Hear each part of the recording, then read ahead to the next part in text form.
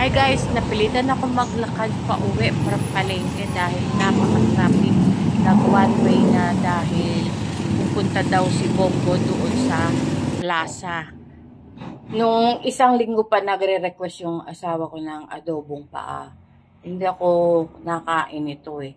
Pero dahil nakita ko na matataba, napabili ako sa palengke. Kaya ngayon mag-aadobong chicken feet tayo. Mula nung na-opera ko guys, hindi ako nagluluto. Pero kanina, naghanap ako nag-crave, naghanap ng lutong ulam. Naglulutong ulam lang kami mag-asawa kasi wala talaga din ako ganang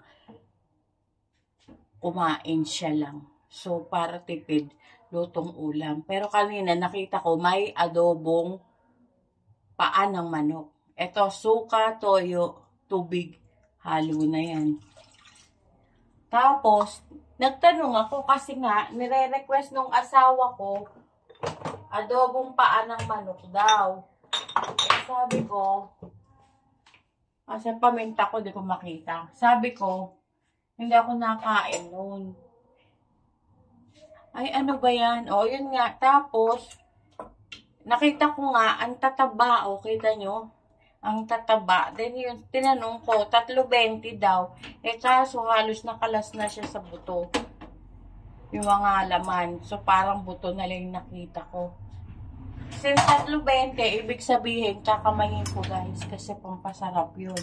Pero wala pa akong paminta. Hahanapin ko pa saan napunta. Ayan. Sabi ko, mura. Nagpunta ako sa, ayun, sariwaan. Nakakita ako ng matabang paa ng manok. 50, 1 kilo. Kaya bumili ako ng, sabi 60. Sabi ko 50. Eh, sabi nung tindera, eto 60 na lang. Sige na nga.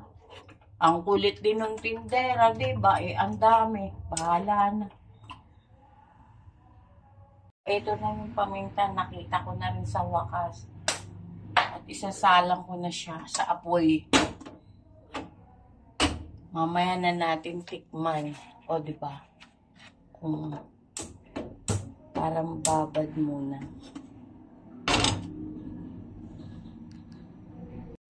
At dahil nauuhaw ako pagbukas ko ng rep, may Pepsi. Kahit bawal, ala si Batman yan.